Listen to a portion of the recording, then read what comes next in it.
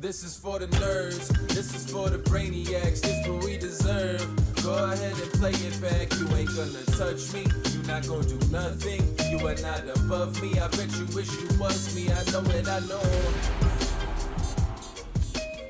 What is poppin', everybody, and welcome back to another episode of the Only Friends podcast. And you know, I'm here with my only friends and the number 2 at the Only Friends podcast, Matt Berkey. Thank you, my benevolent leader. You know, I fucking had to go on the Google and look up what benevolent means. Well, that's because and I was wondering, I was like, damn, as I was doing it, I was like, am I going to curse his ass out or what? What is this? that's why you're the number 1. You're above all these big words. And, obviously. You know, you leave it to the minions like me to come up and do all your research. Well, you're my dictionary. What can I say? Yeah, that's good. I'm happy that I could contribute. You know, this bit, it's really running its fucking course.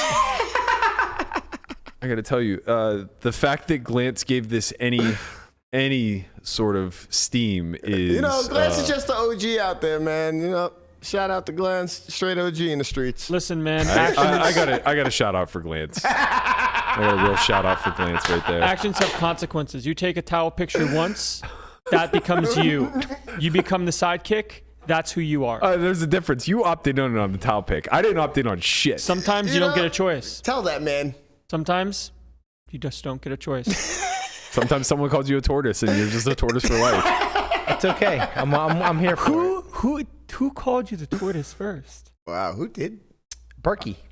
Did I? Well, it started with 2011's main event, and I was saying slow and steady wins the race, and then you posted the gift of the "Here I come" with the tortoise. That gift never gets old. This was in 2011? It was really 2011? Oh, sorry, not 2011, 2021. Okay. I was like, 10 years ago, you were the tortoise. Sorry, you were the tortoise 2021. all this time without saying anything. Yeah, He's been the tortoise in my heart for years.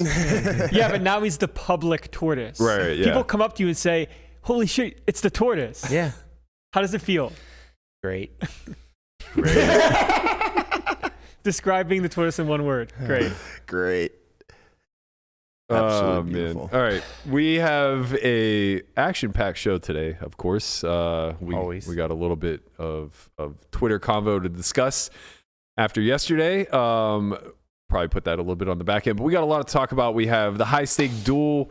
We have Weekend Warrior, of course, the runner competition, Liver King coming out and admitting that he was wrong. We'll wrap things with the Nemo giveaway kerfuffle, if you will. I hate that fucking word, man. Perkins made that word a thing. Word. Yeah, he did. Wait, you hate kerfuffle? Yeah. You know, there was a lot of words that you could have came up with other than kerfuffle. It was it's a intended. callback. It's Yeah. a callback. It was Okay. a callback. Landon's with me. Listen, I'm always here for the number 2. See, gotta have a good little buddy. I lost my little buddy, you know? I had to replace him. Listen, I don't forget things. My granddad used to call me his little buddy. It was the most endearing thing on earth. I loved being his little buddy. Don't do this to me. I will literally dunk on you. He would do this thing called making magic when I was a little kid. I was like 3 or 4 years old. So I would go to my grandparents' house and spend the night or whatever. And, you know, as an unruly kid, as they tend to be, when you're with your grandparents, you want to get spoiled. So you go over and it's like, I wanted pop. I always wanted pop. And they never kept it in the fridge or anything. He'd be like, I don't have any, buddy. I'm sorry. And I'm like, I want pop. He's like, all right, let me see if Pap can make magic. I'm like, okay. And he's like, all right, I'm going to make magic. And he'd disappear into the basement and he'd come back with a 2-liter of pop. And somehow in my 3-year-old brain, he literally manifested this fucking pop. All right, I need to know. Yeah. What kind of pop was it? It was like RC Cola, right? No, it was Pepsi. Oh, it was? I was a big Pepsi guy. Oh, okay. Big. I hated Coke. At what time did you give up soda? College. Did you ever tell this to Yee? Yeah, many times. Okay, that's what I make sure. Also, I don't even think It's Danielle funny is... how you can love something and hate the other thing, and they taste exactly the same. No, they don't. I was talking to Conrad about this the other day. Like, I think so similar. I think it's so crazy that like you could be given a glass of Pepsi and Coke in a blind taste test and not like specifically know the difference between the two. We're gonna do it. I think they taste so differently. It's like the difference between diet and not. I bet at this point, I'm with you. probably haven't had Pepsi or Coke in a long time, you wouldn't be able to tell the difference. I think I would be able to tell more. I think Coke You might be able to tell a difference. You wouldn't know which one was which. Oh, I disagree. I think Coke is significantly sweeter, and We'll do a blind Pepsi. taste test and then we'll figure Landon, it you out. think you could tell? Wait a minute. Hold on. I'm still owed $20. So am I. What do I owe you $20 for? I owe no. Brian needs to give me $20 for shoot for the moon. Even if you miss, you land amongst the stars. Yeah. It reminded me of your fantasy bet. And where Brian Berkey owes me smoked 20 you. for yeah. Because I was thinking about, I was like, oh, you should just bet each other that you can or can't do it. And I was like, wait a minute, that means money's involved. That means I'm owed $20. It sounds like I need to bet $20 here. Yeah, you gotta get your money back. Landon, do you think that you can do No, Coke Pepsi? I have not had soda in a very, very long time. I used to have so much of it when I was in college. when you were in college, do you think you can tell the difference between Coke and Pepsi? I never drank either. I drank Sprite.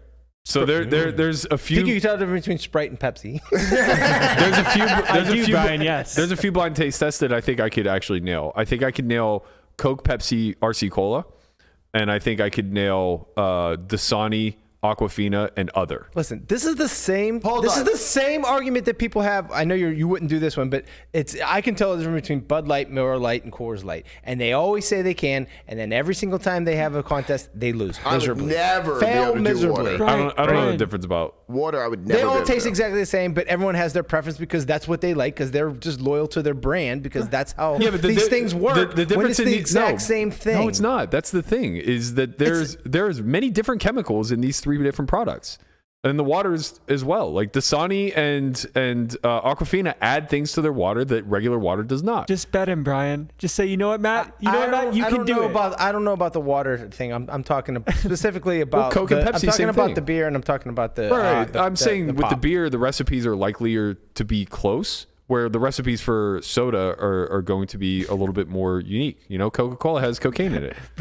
Brian's hot about this one. He's not going to let this one go. Oh, he's been tight for the last couple of days. I don't. No, I just. Ever since we don't brought up the need- hand on- The thing is, this is just a waste of time to argue. We should just do the contest and then we'll see. I agree. I think you should say, Matt, you know what, Matt?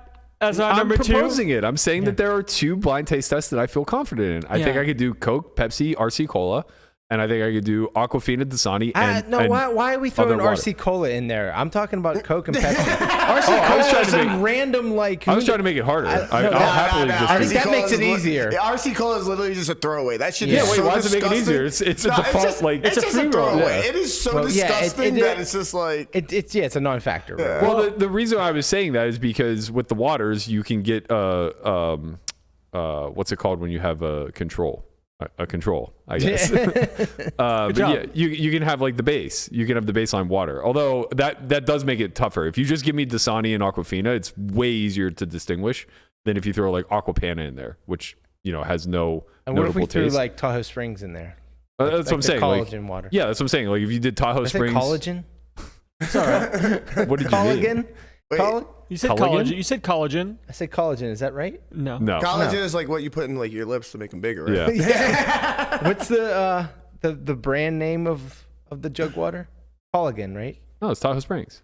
No, but Oh. what everybody knows. Oh, I have no Culligan. idea. Nobody Culligan. knows. Nobody outside of The Culligan Nevada man? The knows. Culligan man. Yeah, I don't nobody. even know what that is. Me neither. Really? It's from a commercial, I think. Anyway. It's like that's like Kleenex to tissue. Yo, get your tangents up in the Anyway. chat. Let's fucking go, baby. Anyways, Matt, we made a bet yesterday. We did make a bet yesterday. We made a bet To yesterday. be fair, I want to set the record straight a little bit because you've been doing this a lot lately, and I'm gonna fucking end up physically dunking on you if you keep it up. You can't dunk for shit. He proposes these things. He's like farming for free money, knowing that I have a big ego, and also that like I want to see him suffer. And then immediately goes to Twitter. Yeah, and then Snap goes to Twitter and makes me look like the crotchety old man who doesn't know what the fuck's going on. Yesterday, he walks up to me in the kitchen. He goes, didn't you say that I can't run a mile in under 7 minutes? And I go, like right this second? And he's like, yeah, if my back were healed. And I'm like, yeah, I mean, I think you'd struggle. He goes, booked, $1,000, 1-to-1, right Not now, true. let's fucking go. Not and true. I'm like, yeah, okay, like fine. Like, he's like, what's the time frame? And I'm like, I don't know, like the second that you can run the mile. And he's like, give me till the end of the year. I'm like, no, like literally no training. You just have to be like, we're betting that if you were healthy right this very second, you could do it in under 7 minutes. He's like, He's like, yeah, give me till Christmas to get healthy. I'm like, okay, done. And then he goes to Twitter and he goes, old man thinks I can't run under 7 minutes. I ran a 5:30 when I was 4 years old on a treadmill. Okay, so now that you've heard the sidekicks take on how this actually happened. You don't get to call me the sidekick. I'm his sidekick. Yeah. I'm your superior. You're welcome, Conrad. You're his little buddy. Relax. That's right. And don't play the transitive property game on me right now. Anyways, what actually happened was somehow we were talking about running, and I said, I've ran a 5:30 mile before because I showed it in the group chat. I had a Snapchat memory from years ago that I ran one in 5:30 on a treadmill, which is obviously different than running on a track, of course. But I saw it and I was like, whoa. And then somehow I said, I'm pretty sure I can run a 7-minute mile. He goes, I think you'd struggle. I go, okay, let's bet on it. He says, all right, make me an offer. How much? I said, 1K? Sure.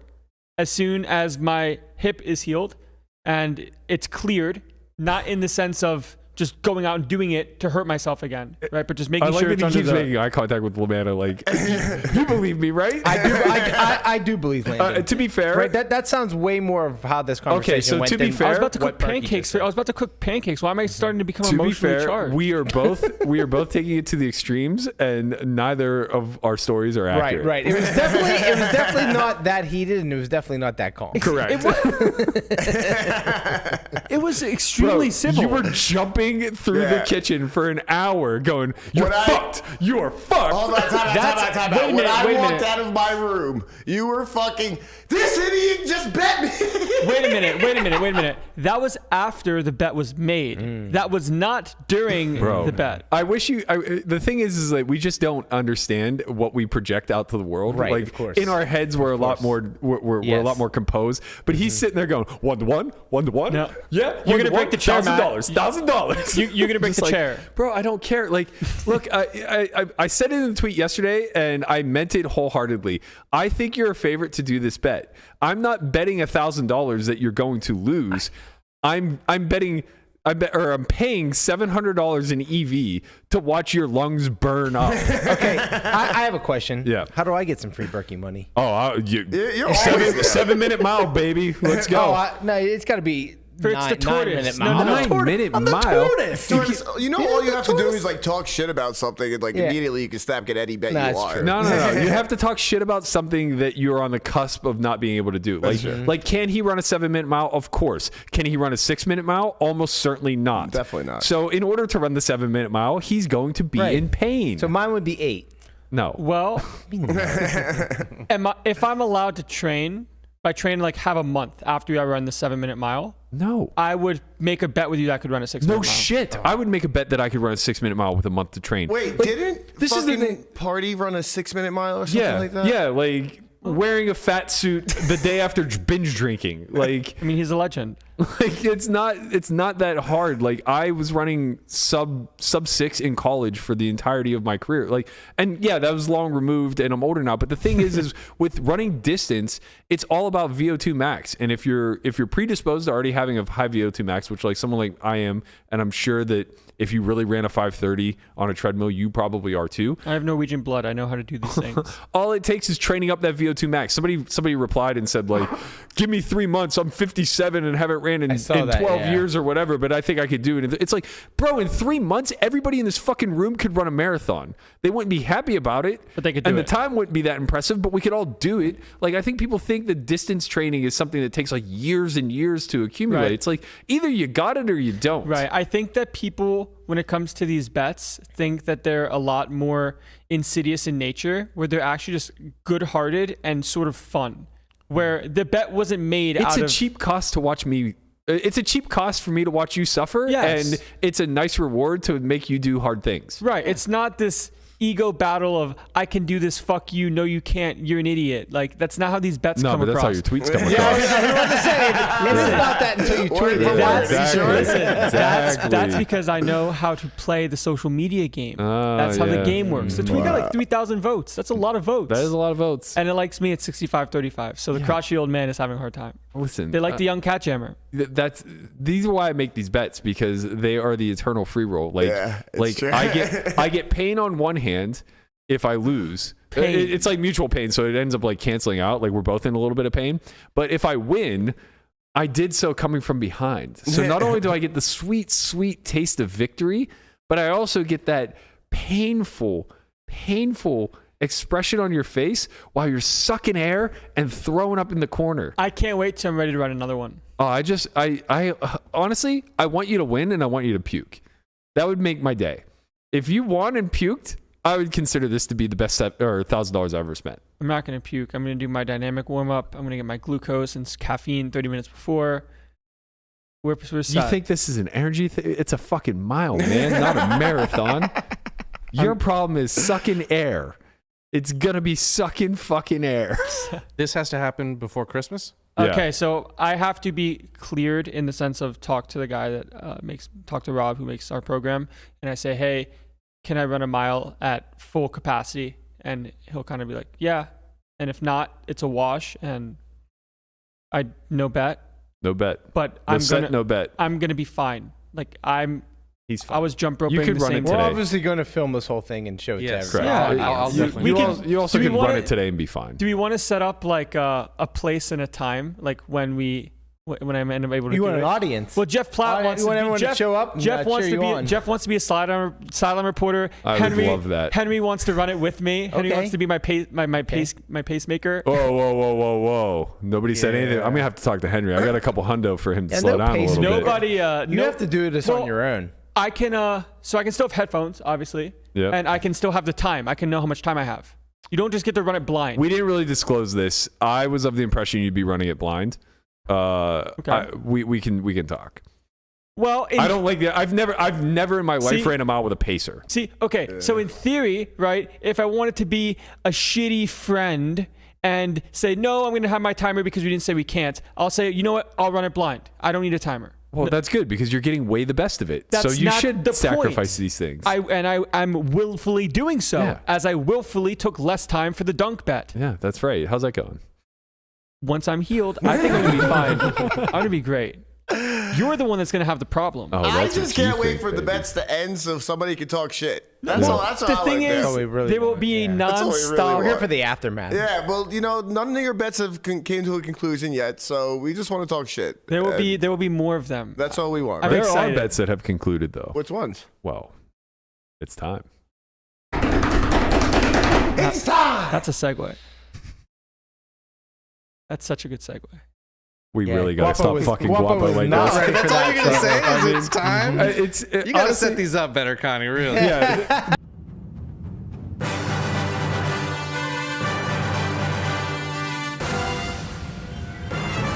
Let's fucking go! Some of us, we got our legs back last week. We're starting to run again, you know what I mean? We got quarterbacks in the Jets. We got shit going on for the Steelers. Shit was popping last week. I lost. I don't. That's Right. you got to bet with your heart, man. I did bet with my heart. I bet against the Browns. That's true. Brian, what's your record? 3-3?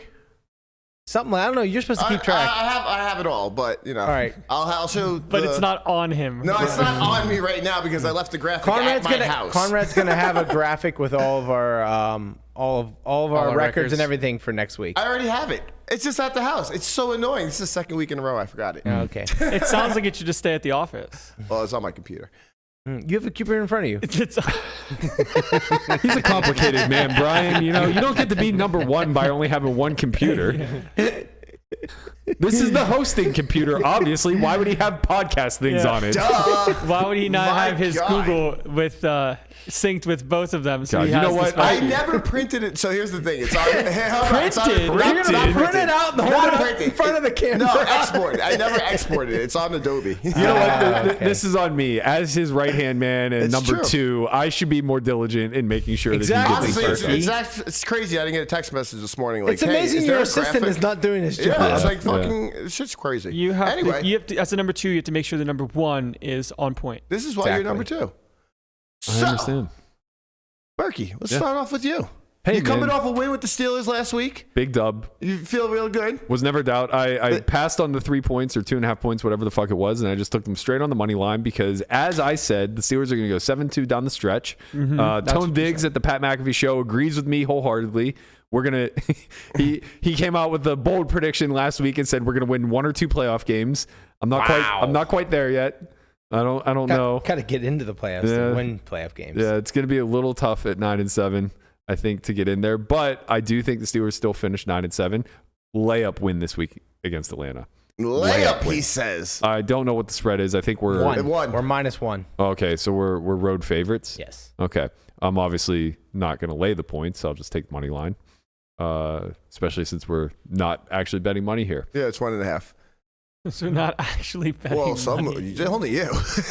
Brian, who are we rocking with this week? Let me know. Man, I think I'm gonna have to bet against the Bengals. Everyone's all high on the Bengals. They came off. They beat the fucking Titans last week. Now they're saying, here come the Bengals. They're going to be. But the problem is they're running into the Chiefs this week. I know they're at home. I heard the Bengals were going to the Super Bowl. They're at home. But the Bengals are going to the Super Bowl? That's what I heard. I heard they were playing the Giants this year in the Super Bowl. Not. They are not. I think they are. Chiefs are -2.5. So just win by a field goal. Wow, that's a low line. Listen, they got the Bengals.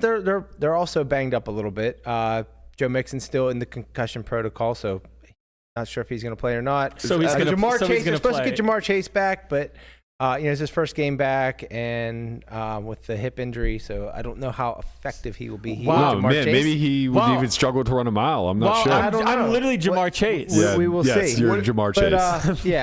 I think Jamar Chase can run a 7-minute mile? Yeah. What do you think about that spread? It's only 2.5. It's only 2.5. It started opened at 3. Did it open at 3? They opened at 3 -3 Chiefs. Yeah, I mean, people, they're high on the Bengals.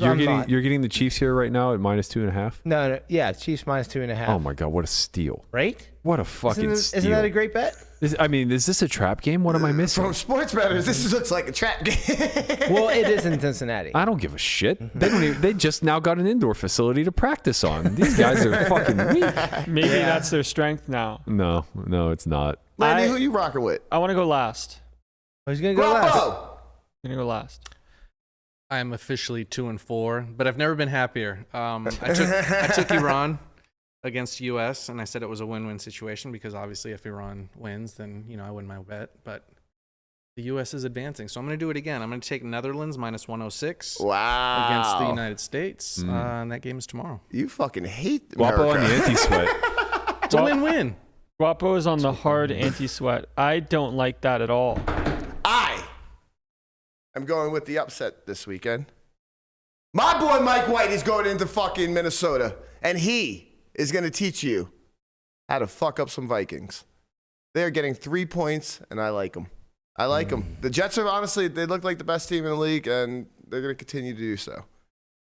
Can't beat that defense. What's the spread? 3 points. 3 points. They're getting 3. Yeah, I'm going to take the 3 points, obviously. Yeah. We might lose by a field goal, push it, might have to do some shit. Mm-hmm. But Jets are real. Jets are fucking real. They are real bad. No. Real Absolutely. bad. Did you guys see the meme I sent you? Of White or whatever? Yeah, I think Guapo has it. It was like if you want This guy, man. I already put it up, but let's put it up again. the prototypical quarterback. Look at this guy. He's a fucking stud. Mike White, honestly. I like Mike White. Mike White for president. I like Mike White better than Zach Wilson. I like Mike White better than 30 quarterbacks in the NFL. Yeah. So who's the one that you like him better than? Pickett, obviously. Pickett, yeah, it must be. Yeah. Oh my God! Pickett the Pickens, baby. I can't believe I know how many teams are in the NFL. There's 30. God damn it! I let them do that. It's so annoying. Landy, who do you got? Remarkable. Well, as a resident 3-1, not too bad. Am I also 3-1? I think I am, right? No, you're not. Fuck, you are. No, you're not. You definitely have 2 losses. Come on. You picked the Steelers twice. Like how Picked are the you? Steelers 4 times, 5 times. Right. So how are you going to be 3-1? I don't. Well, because they've won 2 of the last 3. I thought I might have snuck a win in there somewhere else. I don't know. That's some good math from the sidekick. So I was gonna go with maybe like a fancy World Cup U.S., but now that Guapo has anti-sweat and removed that, I'm going to go with the Lions. Wow. I'm gonna go You're really with trying to Lions. fuck around and not find out, huh? The more, listen. You just gotta say, the more you fuck around, the more you're gonna find out. And we fucked around with the Lions. We did fuck around with the And Lions. we found out Now you're gonna Lions, go on the other side. Lions -1 at home Against the Jags? against Yeah. the Jags. Ooh. Wow. Wow. Going against the Florida squad. Oh, Jameson. Dolphins are my team. I think his Yeah, name's Dolphins. Jameson Wilson, the rookie wide receiver for the Lions. There's some big praise around him. Jameson Williams is out. Correct. He's out? He's out. ETN's questionable for Jags. ETN's going to play. Oh, I'm not sure. Yeah, I'm not sure about if he's really out because I'm pretty sure I saw something this morning that said they might be playing. Well, the ESPN status report says in big words, out. yeah, no, I think Yeah, I but saw something. Connie's But tapped maybe in, he's bro. in. Yeah, Connie's maybe. tapped in, man. You don't know what's going on behind the Jameson, scenes. Yeah, This like, should be it's all this on should Twitter, be bro. It actually should be a really fun game to watch. It's going to be a lot of offense, not a lot of defense. We're just going to see a huge shootout. Look, Also, Conrad's Over-under's looking up pretty Jameson high. Winston right now, so I'm you know. I went- 100% looking up Jameson Williams, and he returns to practice today. Oh no, that was Next week. That was 2 weeks ago. I almost took the Dolphins. They're -4 in San Francisco. No, they're +4. I'm sorry. They're +4. Listen, I'm sorry. I think they're taking- +4 Yeah, and a that's half, right. Yeah, actually. they're +4 in San Francisco. Everyone's is, high on the. San high on Fran's the- good. The Yeah, thing San is- Fran's really good, but they're also banged up. Debo's got a little banged up. The- McCaffrey's got a swollen knee, so the Jimmy G strategy of keep the game close and win, he's good at that. he is. He knows how to get A's on group projects. Their defense is legit too. Yeah. I mean, he's Yeah. just literally looked at Alex I Smith. was too afraid. That's why I said like I did look at the Dolphins, but I was too afraid because The Niners are their defense. is Yeah, really good. all I know is my strategy for these weekend warrior things. If you have to pick one game and you're looking at football, I like picking home teams and going good- with that. Not yeah. that they're like favorites or dogs. Like last week, I took Chargers +5. Mm-hmm. I really like Chargers +5. Man, I love Justin Herbert. 2 man. hours ago, Dan Campbell said that he looks a little bit better every day, and the team has not made a decision yet if he will play on Right, Sunday. the team did not make a decision, but SportsCenter said out. I don't give a fuck. what I gotta Sports tell Center you, said. as somebody who plays fantasy football, whenever they say out, they fucking mean out. Well, you know, That it's, shit doesn't get reported Guys, because it's questionable. I don't like think Friday. Yeah, Jameson he's might been not out be able to all- run. He's been out all year. He might not be able to run a mile in 7 minutes. You don't understand how these qualifications work. When you're out on Friday, you're fucking out. He's not doubtful. He's not questionable. He's fucking Yeah, out. if he was, I if he hope- might play, it would say questionable. or doubtful. I fucking hope he plays. Okay, well we can bet that right alongside the Jets making the fucking Super Bowl and the Giants winning the Super Bowl. Honestly, when it comes down to it, even if he might be the number 2 quarterback in the league, they have the number 1 defense. Like, just going to the Super Bowl, man. You're talking about the Jags? No, the Jets. Oh, I see. I understand. J-E-T. Okay, let's cut the bullshit. There's nothing worse than hearing 4 people who are totally uneducated Oh on a yeah, topic. for what it's worth, everyone, please don't bet our picks. Yeah, don't like take this as advice on great picks. because Listen, we don't know what the hell. The we're more doing. we fucked around This with is the just for fun. Lions, the more we found out. We did Yeah. find out. We did. Yeah. We're doing the trial and error for the people. Right, They exactly. know not to fuck around with yeah, the Lions. we're gonna show everybody why sports betting is bad when you don't know what you're doing. Very I'm bad. sure that like there's always somebody that watches this and just makes a parlay like $5 to win X on just all of our picks. I can't wait till they bang it out. Yeah. I'm They- gonna it celebrate. What's Week the 1, they would have won. The first week, right? We Yeah, all first won. And they Yeah. wouldn't have won since. I'll tell you that much. I get a fucking at every week. Conrad, we rocking with this. Well, that's, and then it's like, oh no. That's why I couldn't pick the U.S. as we have the professional anti-sweater Right. in the back right corner of the room. Yeah. It's understandable. You see who you should have picked was You should have picked us. fucking U.S. baby. While Conrad was Googling whether out actually means out in the NFL reports, he seems to have stumbled upon what he believes to be the runner-runner. I actually know who the runner is. I can't tell you, but you can slide in my DMs. Maybe we can work something out if you're in the right place. Who knows? So this competition that Poker.org is doing for this Platinum Pass shows that the runner was recently at somewhere. It's suspected he was in Cherokee based off of the WSOP felt. Yeah, so it's somewhere with purple or not purple. Gray felt, Gray WSOP. felt, yep. There's a lot of these stops though. Back on the felt, there are a lot with of one eye on my cards and one eye over my shoulder. 'Cause it seems like more and more people know where I've been and where I'm going. But I can focus just enough to make a light hero call with pocket sixes, and run jacks into quads. That's great news for the lovely woman in the 8 seat. She can have my chips. And the high hand bonus, as long as I keep my platinum pass. After leaving behind a clue for everyone at table 1, I vanish into the night. Next stop? You tell me. Who's in there, right? Yeah. So obviously the chips, right? Like if you recognize those kind of chips, and then at the end, obviously it's not in the Southwest, we should say. Sure. Yep. Because obviously that looked like kind of like East Coast. Cherokee. Yeah. It could have been maybe NOLA. Stacy Mucci in the chat says it's not Cherokee, that's Southern Indiana. Southern Indiana. Maybe we got Southern Indiana out there. I don't know. All right. That What could I be will Southern say is Indiana. like who you suspect it to be, I think is just false. All right. Mainly because I don't think it's going to be somebody easily recognized. Well, I don't think this person's actually. Yes, they're easily recognized, but like, it's not really the one that. I gotta tell you, this man. person isn't like sponsored by anybody. Like It doesn't matter if I'm in Gary, Indiana, and I see somebody that I've seen on the internet before playing poker. I'm gonna walk up to him and I'm gonna go, "Excuse me, sir. Do you? Yeah. What's the What did catchphrase? say? Yeah, we should know this. In Something case. about rabbit hunting. Yeah. Would you like to rabbit hunt? Yeah. Yeah, but like, Like I would just say that to every person I recognize. which you probably should. Fuck, because like, what is it going to be? Somebody that you don't It's a recognize? It can't it's a be some- volume game. It can't be somebody you just absolutely wouldn't recognize. That's the thing. You know what? Let's just How do you feel about rabbit hunters? let's just Rabbit hunting, let's just maybe. have a thought experiment real quick. Conrad, for the person you think it is, what % confidence are you in that? Well, here's the problem. Conrad only operates on a binary scale. Yeah, it's it's 100 or 150. 0. So he already said that he thinks it's this person, so it's obviously 100%. Right. So the EV of you. No, obviously here I don't really know, but like, Are you confident enough to buy a plane ticket to somewhere in the middle of America?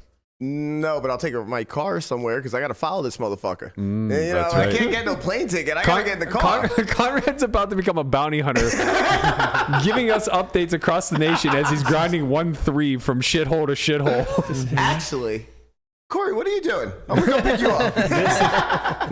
This is where the villain era starts. Yeah, he's about to start in Michigan and then work his way around. He's just going to Unbelievable. become a treasure hunter. I really, you know, it would make a lot of sense to me. And like, It would be so great if like every day Poker.org is posting these update videos and then every day And then we're posting there's a update Conrad Conrad update. videos where like they have this ominous music in the background and they have this voiceover like just been spotted in Jack, and like obviously the other clue in this is this guy immediately tells a bad beat. Right. So it's like this is certainly not like some high level, this guy's not emotionally all there, right? Yeah. But then we get the Conrad and it's like, yo, what up? We popping out here. You know, It's like- shit ain't shit. it's I'm like out some- here in Indiana. There's like some poppy rap music in the background, like some K-pop. He's got Conrad from the Avon. He's adventurous and limitless. Do we even know that Adventurous it's a and guy? limitless. We don't even No, know. we don't- we definitely don't know that. We don't know. Well, yeah, we definitely don't. I think people randomly assuming it's a guy because of the voice is kind of like a like Well, the, also the 95% of the fake community fake- is male. Right, yes. That's what I'm That's saying. just some Right, but, like, Bayesian. Is that what it's called? When you- Bayesian Bayesian knowledge. Yeah, we're Yeah. just using your brain. Using the evidence presented to you that 95% of the poker. I community is male. want nothing more than to send Conrad out on the road and see the updates from poker.org while we're getting updates from Conrad just and like do a look at the map and actually just like watch the runner going one way and Conrad going in the exact opposite direction. We just find that Conrad ends up in Bali. Yeah.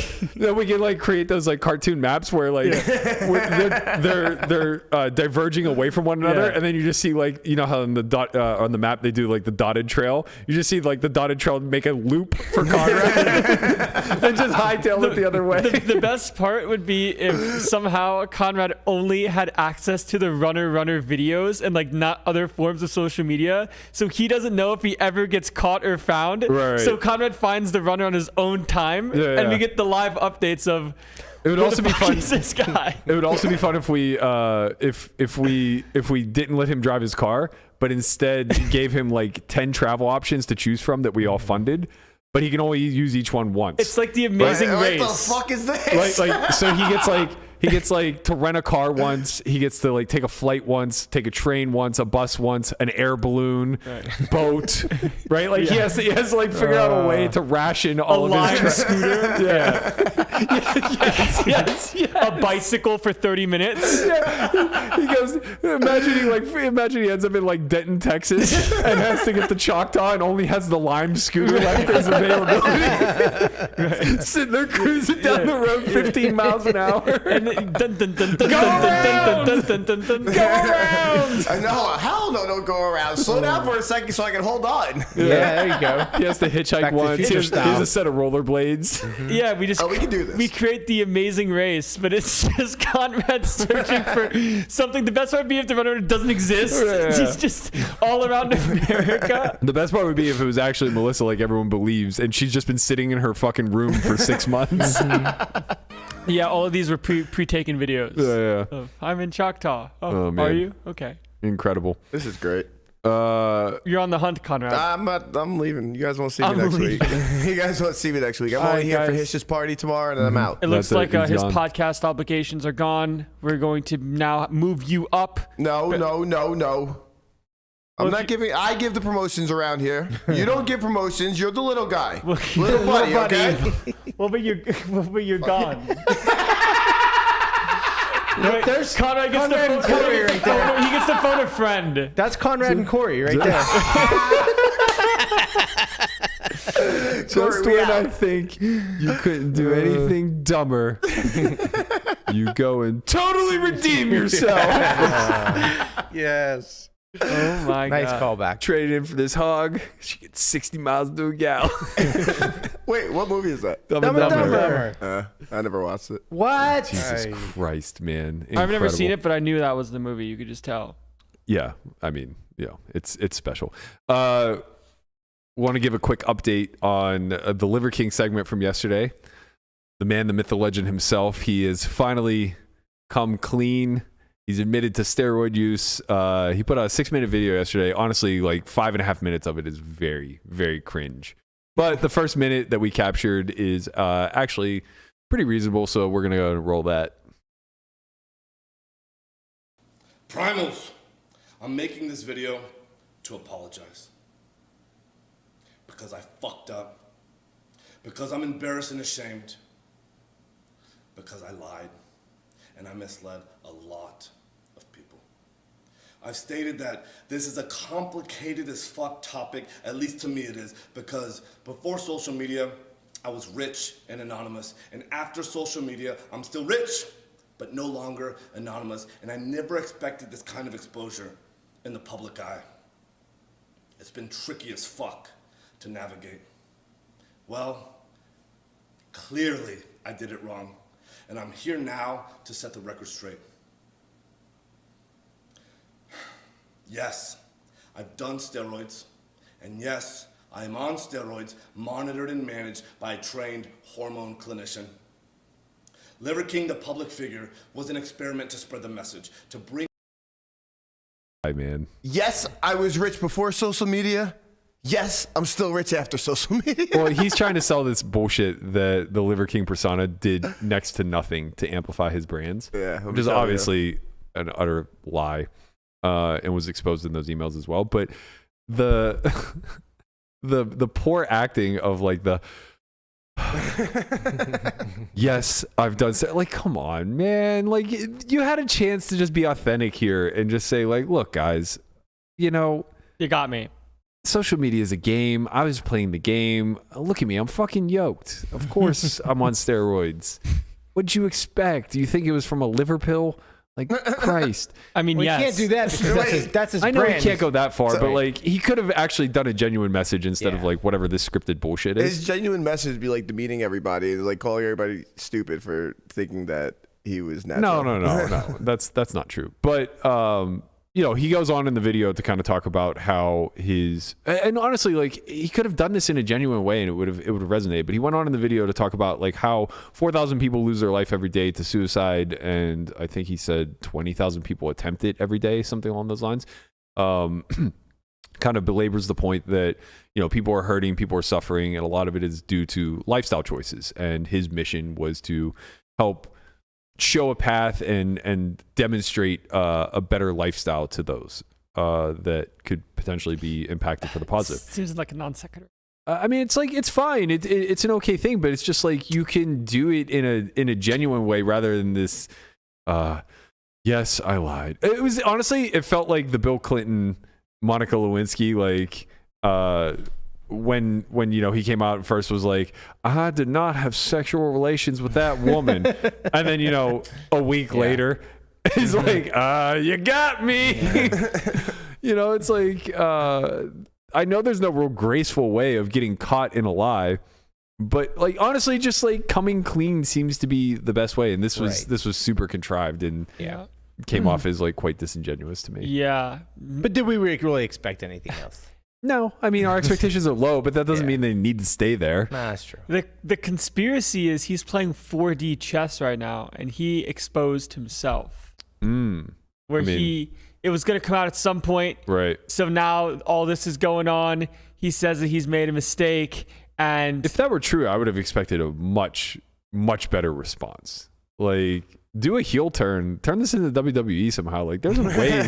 Turn it into saying, I'm going to wrestling. Yeah, like start selling steroids. I don't know, man. Like, you already got the business plan set up. Like, wow, he could have really went into like wrestling and fucking crushed. He definitely could go to wrestling. wrestling. He probably still can go into wrestling. Yeah, that'd be such a fucking good he's pivot old, for man. him. He's 46. Jake Paul versus Logan Paul versus the Liver King. Bro, Logan Paul would eat him alive. Logan Paul's 8 inches taller than him and 25 years younger. What are you guys even talking about? It's all rigged. They could rig it for him to win if they wanted to. Isn't all wrestling fake? You guys are acting like this is all like, no, it's real. He's 47, but he's in shape. He can fucking get thrown to the bat. The fuck he could, man. The outcomes. 8-year-old Matt Berkey's coming out right now. No, you guys are dumb. real.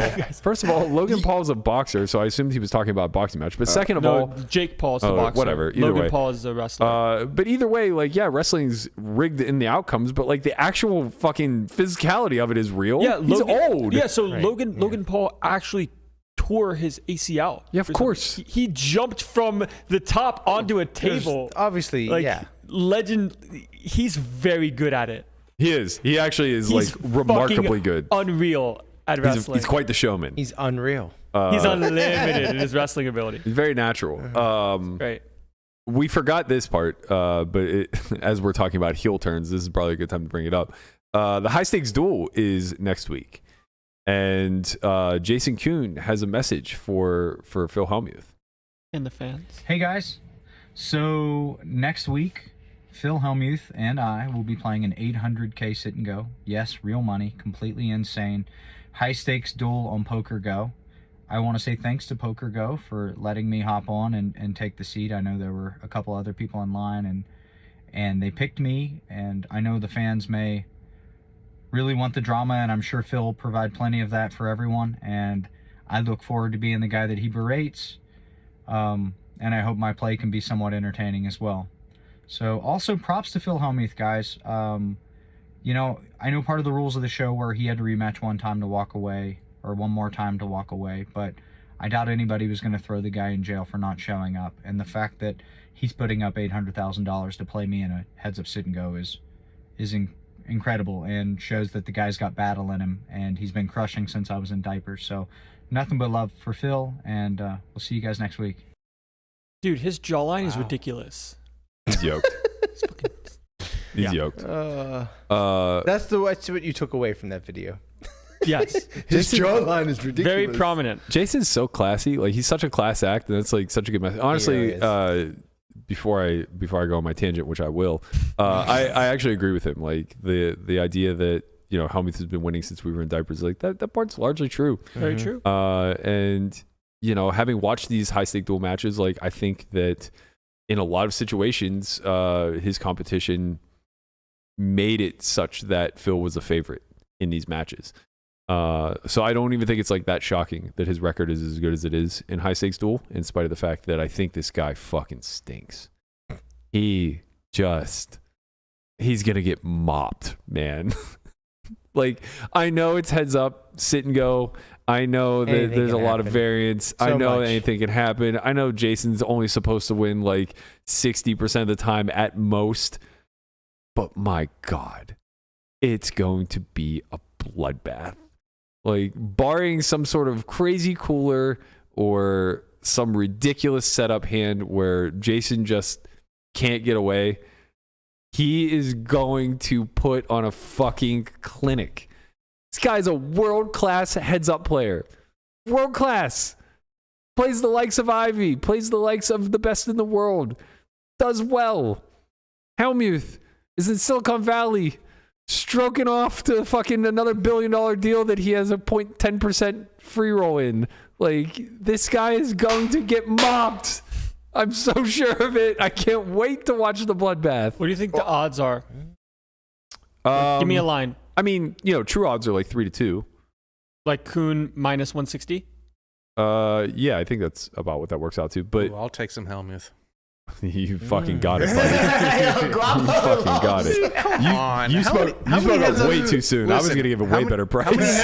How many heads-up matches has this guy got? I don't He just care, won't get man. any First of all, respect. Jason got that dog in him. He doesn't accept losing well, okay? Secondly, like...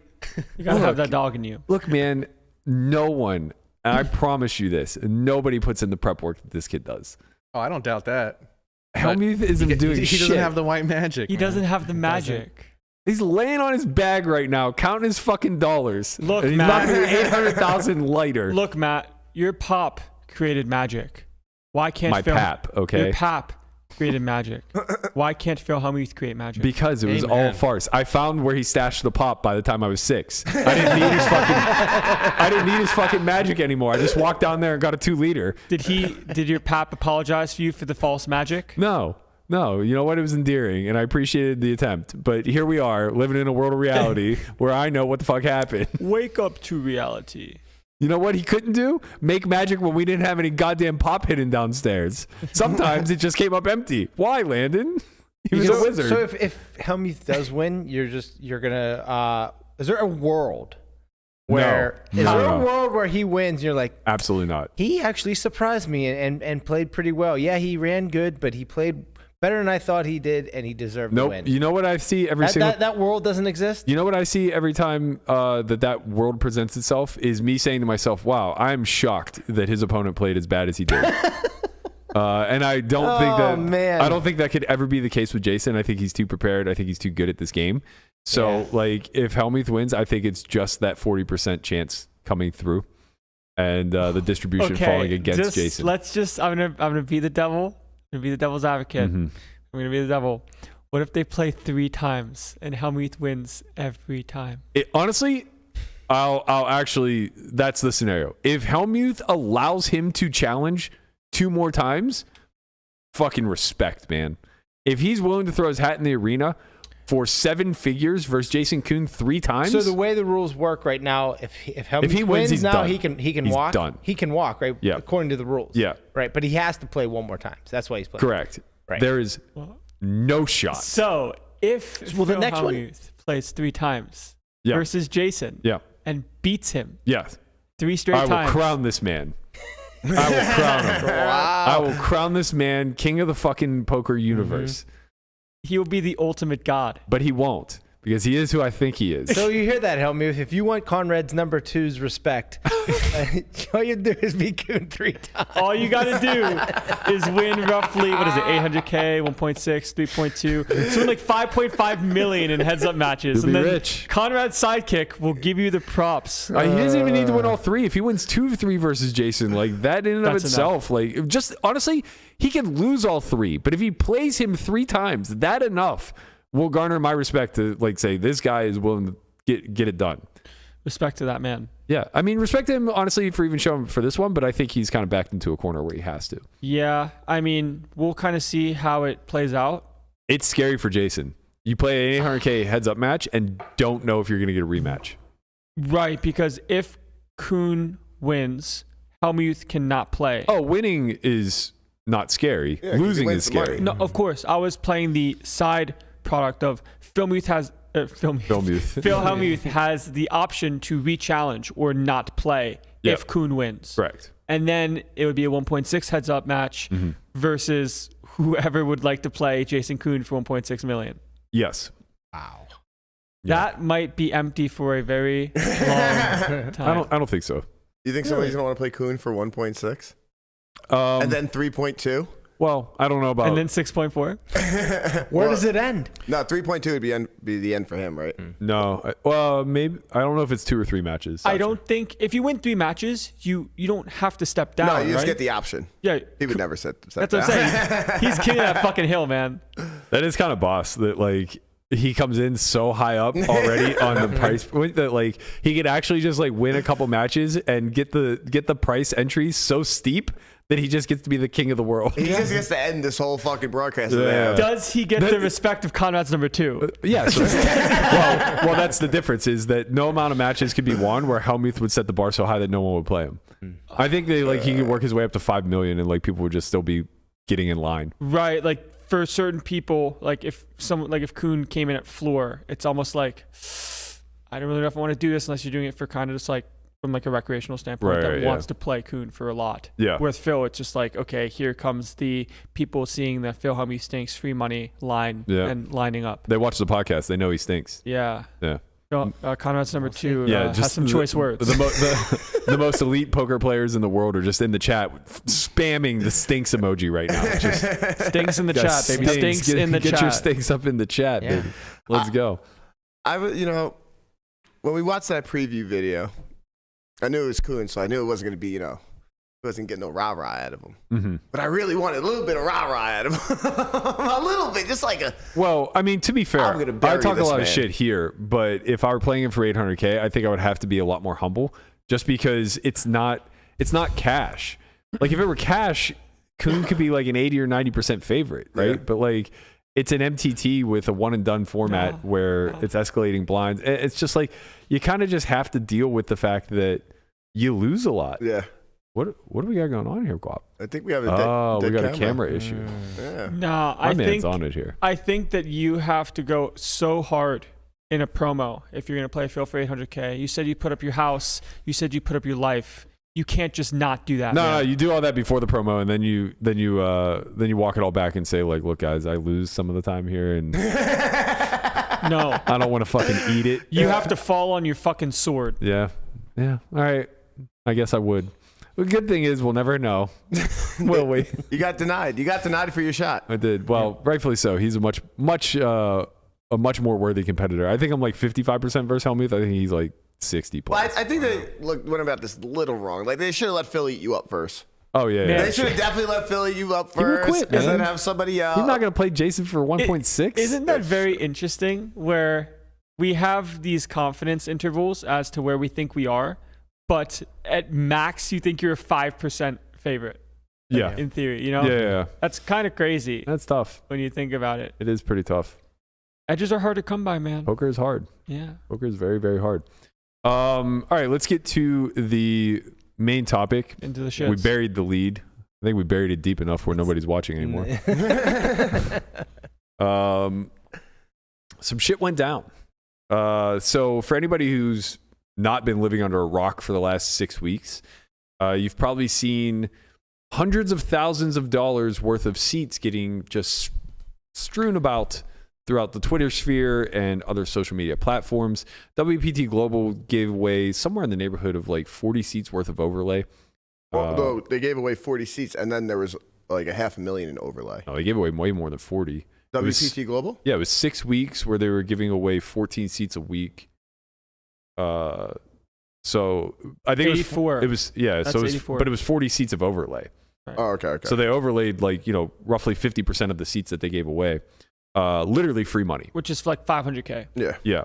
So like literally like $500,000 worth of free money, nearing $1 million worth of packages total. And about half of those packages were given out by influencers, right? So I think somewhere in the neighborhood of like 20 seats, give or take, were distributed amongst the community through influencers because they needed to get these events off and popping, basically. Like without the contribution of the influencers, a lot of these satellites wouldn't have ran, and they would have just been sitting on the seats trying to figure out other ways to distribute them anyway. So they kind of empowered a lot of the influencers to play these satellites, which just boosted the participation enough that they would get off. And then we were told that if we win seats, we have to give them away. Now the giveaway structure was kind of like left up to the user, and we saw everything from very creative giveaways like what Amanda Botfield did. I think she won like 10. I literally think she won like half of the seats that were given away. And she did a great job. Like, she was very creative. She tried to be like very inclusive. I know she like basically structured her giveaways in such a way where they weren't just random, right? Which by my perspective is fine. If you want to do a subjective giveaway, so be it. Like, as long as everybody understands going in that these are the rules and this is what's going to happen, like, that's fine. And she did a great job of keeping everything transparent and open to the community to see, trying to be inclusive, trying to include, people of all ages, all genders, all walks of life, right? And I think by and large, that was a huge success. Jamin won 6 seats. He gave them away. Again, like a lot of it was done randomly. I don't know if it was him that ran the sit and go or if it was Botfield. It was Botfield. Okay. Yeah, she ran a heads up. What she did was she had some type of contest where they entered and submitted like a video or something. Okay, and then the finalists got to. 2 of them got to play heads up. Okay. And then like I think there was a sit and go for everybody else. Oh, okay, cool. I believe. Okay, so basically it was a contest within a contest. Yep. And we saw some other giveaways from platforms like Faded, Spaded, and Above the Felt. We saw some WPT influencers giving things away. Hochstetler won a seat, as well as others, right? So by and large, this was a massive success. It'd be crazy to think otherwise. And we'll see that in about a week's time whenever we go to the win and realize that a quarter of the field are satellite winners. A lot of people who would never have the opportunity to play a 10K, let alone a WPT championship that has a $15 million guarantee and going to be multiple millions of dollars to first place, 3+ million probably. Sick tournament. The best tournament of the year by a long shot, with the exception of the main event, of course. A lot of people are getting opportunities that they wouldn't otherwise have. So I think it's very important to frame it this way in creating the understanding that this by and large was a massive success to the industry as a whole, to WPT Global, to WPT Brand, and everybody else that's involved. Now, I do all of that I lay that groundwork for the sake of saying, like, yesterday we had kind of, annoying is not the right word, but like I truly didn't want to talk about this, right? It just got so big that we couldn't ignore it. But we had what I would say would be an unfortunate oversight. That's softening the blow too much. Whatever, it was an unfortunate event. I'm trying to use my words appropriately here because where I am going to be incredibly critical of the parties involved, I also understand that we as a community don't do a very good job of demonstrating any level of grace when something like this happens. Like, the internet is undefeated at seeing something that doesn't look right and just fucking tearing it apart until the truth surfaces. The mob goes hard. They do go hard, and it's efficient, but it's cold. Right? It's cold and it's distant, and it leaves it has no concern whatsoever. It takes no prisoners. Yeah, it has no concern whatsoever for any damage that may be done along the way. Ask Liver King. Right. Bro, that guy's gonna be just fucking fine. I'm joking. That guy's gonna be just fine. Yeah. Okay, so to basically lay it out in order of top to bottom what happened. Nemo, who's a WPT ambassador, basically won a seat. I believe she beat Rampage heads up, maybe. But anyway, it doesn't really matter. So she won a seat, and she was emboldened to give it away. She had created a contest where the rules were she was going to release a video that had a code phrase in it of sorts. And the first 10 people who commented on the video with the code phrase would be eligible to win. From there, she would subjectively choose who the winner was, and creativity was encouraged, right? So nobody knew when the video was going to drop. It was all going to be random, which means that in order to be one of the first 10, you literally have to be sitting on YouTube, sweating it, refreshing the page, for possibly hours. And it turned out to be a very lengthy period of time.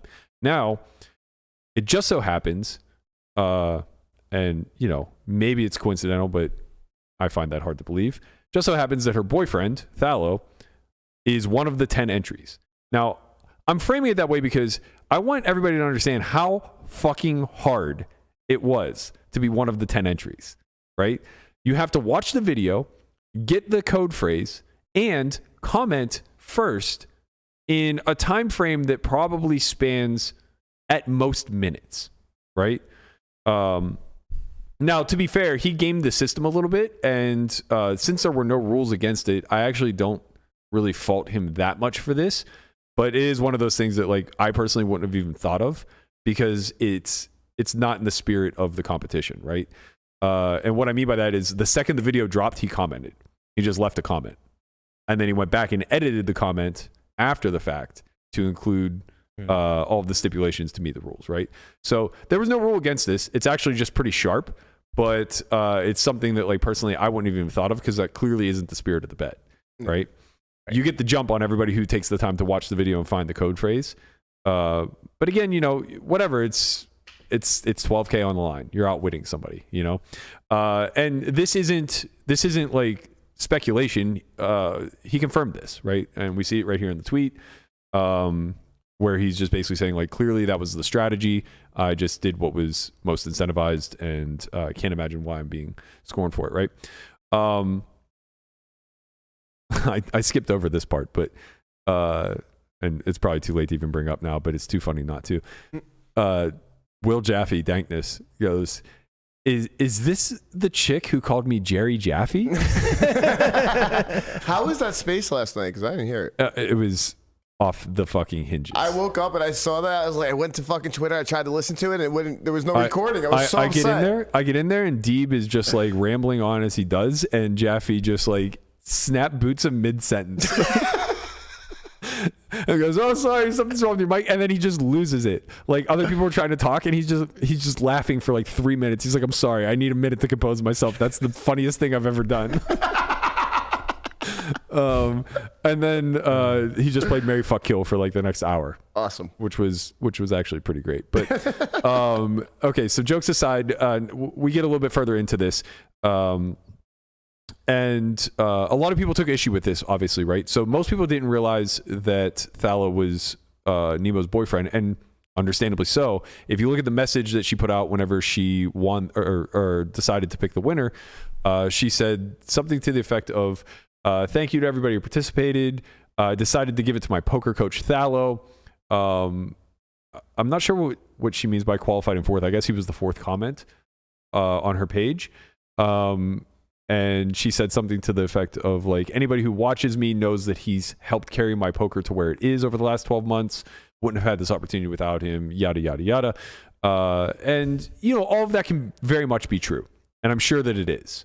But the issue is that he obviously, for such a difficult contest to even enter, we can never trust that he didn't have the inside track. Yeah. Right? Even if he didn't, even if everything was on the up and up and he followed the rules to the T and he sat there for 9 hours fucking refreshing the page and the only thing that he was guilty of was gaming the system, which technically there wasn't any rules against. Even if all of that were true, it would be impossible for the general public to believe that. Optically. Yeah. Correct. Because, they have an intimate relationship, and she willfully chose to leave that part out, right? She specifically framed him as her poker coach, which is very much lying by omission. And generally speaking, like lying by omission, not going to be a big deal, right? Like we all tell little white lies and we all kind of bend the truth to present the narrative that is most beneficial to what the point is that we're trying to get across. But in this instance, it's obviously manipulative because the point we're trying to get across is that he deserves the seat. And that's a hard thing to chew on as the general public when it looks like it was an open competition that ultimately proves to be effectively closed. Now, how do we know it was effectively closed? Well, Thallo kept talking. Not the best idea. So Thallo puts out a statement and says, when she first won, she told me she was going to give me the seat as a thank you. I wasn't sure if I was going to play, so I was going to sell it. And we'll get to why that's important in a second. So yes, she absolutely indicated beforehand that she wanted to give it to me. We spoke the next day, and I warned her that a lot of the giveaways were done publicly. I wasn't sure if it was something she should just give to me. I believe she spoke to somebody at WPT and agreed. I assume that's where the idea for this giveaway came from. First of all, like all of this language and qualifications of like, I assume, I imagine, it's all implying that like somehow with his girlfriend who is gifting him a seat and doing so in a nefarious way, he was just in the dark. Like she just never ever told him of the plans or anything like that. And he saw the giveaway being announced the same way everybody else did on Twitter. Like, come on, man. How dumb do you think we are? This is insulting the intelligence of everybody who's onlooking. He goes on to say that I followed the same rules as everybody else. I haven't been following how WPT has done this, but if there was an expectation of random, I wasn't aware of it. And to be fair, there was not an expectation of random, right? Like in all of these giveaways, we were free to choose how we gave them away, but clearly at some point it was poo-pooed on the idea that she can give it to her boyfriend, right? So now to try to find a way to manipulate the system in which you can still give it to him, but make it look like it was a fair contest, that seems, not above board. He says, this isn't some elaborate secret mission. Everybody just loved drama and cheating too much.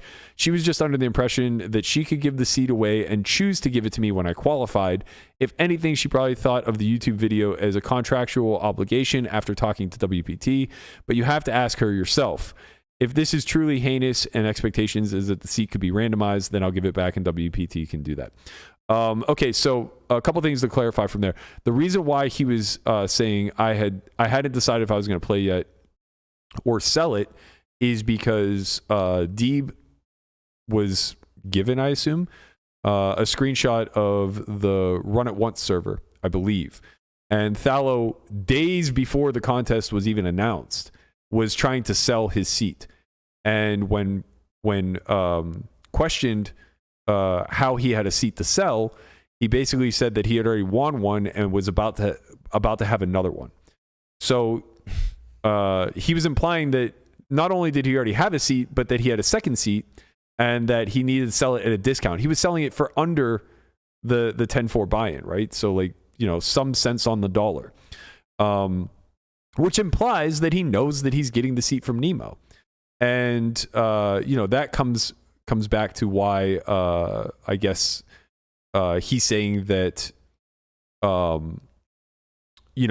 he knew beforehand that he was a favorite to win it or whatever. But like, okay, so here's an easy thought experiment. Whenever he uses this flowery language of like, I warned her that this wasn't going to be a good look. She spoke to somebody at WPT. They agreed it wasn't a good look, but then she was of the impression that she could just run the contest on the up and up and choose me if I qualified. What if he doesn't qualify? Right? Because the stipulations to qualify were incredibly high.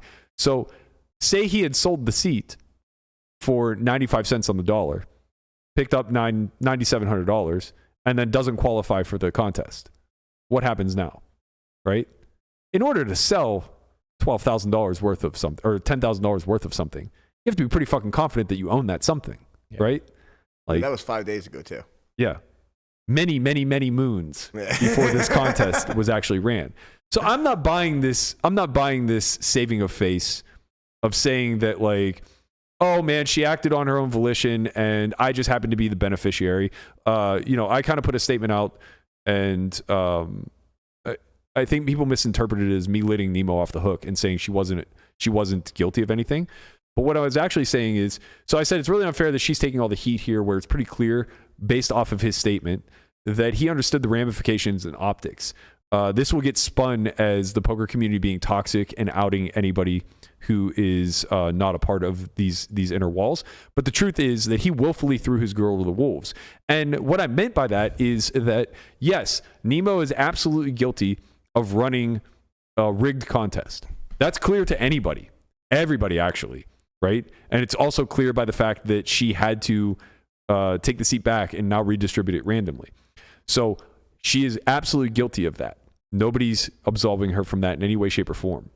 What I'm saying is worse is that the person who stood to benefit the most had the foresight to know how this ended and still willfully put all of his energy into qualifying for a contest that he knew was going to end poorly. Yeah, when I first read your tweet, I messaged you and I said it was, I didn't really understand that because I felt that it was, you were taking the onus off of Nemo.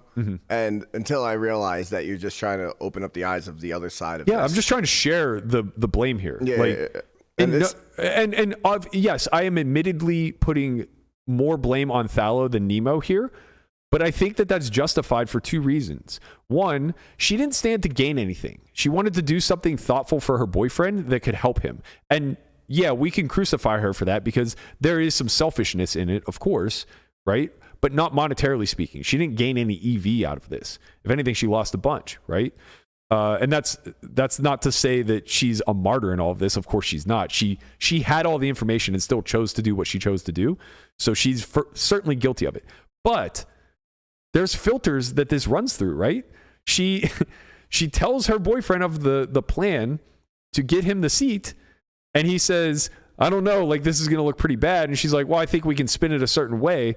And he who stands to gain the most, who actually is on the hook to gain monetary EV, goes, okay, I'll qualify, right? He put in a lot of energy. Whether he did it above board or had inside information doesn't really matter to me because the effort was there, right? So if he didn't have inside info, imagine this guy sitting there sweating for 9 hours, hitting refresh, like when's this thing going to drop?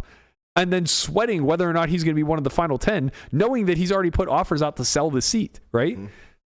All of that energy is basically saying that, like, I don't care if this looks poorly on you. I'm going to take the 12K worth of EV here, you know? Yeah. And like, that's the bigger conversation that I wanted to shine this to, because Nemo's getting eviscerated either way. She's guilty of running the scammed giveaway, you know? It's just that people, like, when I read it, I kind of overlooked that. Like, she's going to be eviscerated regardless. Yeah. Like, and you were just like, wait, this guy's being a piece of shit here, kind of. So, so I get it now. Well, specifically, too, it's not like as if they are just like colleagues or acquaintances. Yeah. This is a significant other. Yeah. I mean, this is just like such a massive shot at his character, in my opinion. Yeah, of course. Right? It's not even a question. And you know, again, like I want to keep contextualizing it. It's a shot at her character too, but let's really look at the incentives, right? She's doing something for somebody that she cares about. So like, yes, it's bad for the community as a whole, but the incentive behind it is not necessarily self-centered and greed, right? He is doing something that solely he benefits from at the expense of his significant other. Yeah. Like, that's wild to me. This is just wild, man. It's maddening. I find the whole thing to just be like so fucking crazy. All of that said, Nemo put out a statement, and this is where things really go bad. This is a down bad statement. This is a down bad statement. I'm not going to read the whole thing, but this is digging your heels in. This is doubling down. This is, kind of cutting off your nose to spite your face type of thing. And I get it. Like, when you get attacked by the internet, you want to jump to the defense, to your own defense. But, you have to run these stuff. I talk to Conrad about this all the time. I'm like, you gotta talk to someone before you press send. I got the fucking send button ready, man. Yeah, those itchy Twitter fingers, man. I'm fucking ready, They bro. don't do you any good. They don't. You're right. So basically the whole statement was, her kind of not understanding or basically stating that she didn't see how this is a big deal. She just wanted to help somebody that she cares about. It was her seat to give away, yada, yada, yada. Now, obviously, this is leaving out a lot of detail, right? It's leaving out a lot of she was told otherwise by WPT. It's leaving out a lot of her and Thallo's actual relationship. And then she also makes a statement. I mean, Thallo clarified this, and I'd like to give them the benefit of the doubt. But she said, like, he coached me the whole way through the tournament. And it's like, now you're implying that you were ghosted. And it's like, that's not fucking good. So for what it's worth, she streamed it, like the satellite. I think it was like a Sunday satellite, and he would like respond in the Twitch chat. Yeah, that's what he said also. Yeah, that's what he was saying. So that seems consistent. I I would like to give the benefit of the doubt there. I don't even know if they were in the same room or otherwise, but like, yeah, you gotta run this through a filter. This ain't it. This is how you burn the house down once there's a little kindling. You know, it's not the way that you piss on it and put it out kind of thing. So no shock, that didn't age well. Didn't really go over all that well. And that's whenever, honestly, when she put that statement out is whenever I put my tweet out, because that was where it was very clear that all the ire was directed straight on her, and she kind of brought it on, right? Like, you know, you turn the attention to yourself when you make a tone deaf statement like that, saying like, I don't give a fuck what you people think. I get to do what I want. And, you know, it's ignoring the fact that like she was engagement farming for the video. That was why the stipulations were so difficult to get in, and why comments were so important and everything else, right? She glosses over the fact that somebody who is in her life directly benefits monetarily through this. And she glosses over the fact that, like, you know, this was already kind of predetermined. Yeah. Well, not only predetermined, but also like kind of poo-pooed. Yeah. Right? Like, For sure. At least according to Thallo. I'm basing this off his statement. Maybe she never talked to the WPT rep. I don't know. Like, maybe this was all just like a self-concocted thing. I'm not sure. Like, I'm just going off of what he said. But, you know, you have to think that there's some truth in it. Like, they live together, or they don't live together, but they're together a lot, I guess, you know? Can't overlook it. Not to put you on the hot seat, Landon, but I know you and Nemo are pretty close. Like, Yeah. Tough to have like a non-biased opinion, but just from like small conversation, it was like, this is not going to go over well. And I think the best thing to do would be just apologize and rerun the giveaway as a whole, and just have it be randomized, which is now the resolution as we've seen. Mm-hmm. But there's definitely a responsibility to having a public platform and using that in the best way possible. And it sucks, you know, because there's no, in the sense of taking blame away, of course this was a bad thing, there's no defending that. But it's tough when someone that like you're relatively close with is kind of going through some shit. And I've personally been attacked by the Twitter mob, especially poker Twitter mob, for a lot of different things, and will continue to get Twitter mobbed in the future, I'm sure. But there's ways to handle it and move forward as best as possible, and kind of not necessarily look for sympathy, but accept the mistakes that were made and do your best to move forward as honestly as you can. Guys, I put it all together. Go ahead. Thallo knows. Knows what? Who the runner is? Successful people are the ones who are breaking the rules. That's true. I mean, he knows. The man knows. I figured it out. Well, to be fair, he didn't break any rules in this instance. Well, allegedly. He didn't break any rules. Maybe he should rewrite Nick Vertucci. He might have a sharper take on Vertucci's take. Successful people aren't the people who break the rules. Successful people are the people who know somebody who's willing to break the rules. Ooh, I like that one. That's a good one. You know, the remix.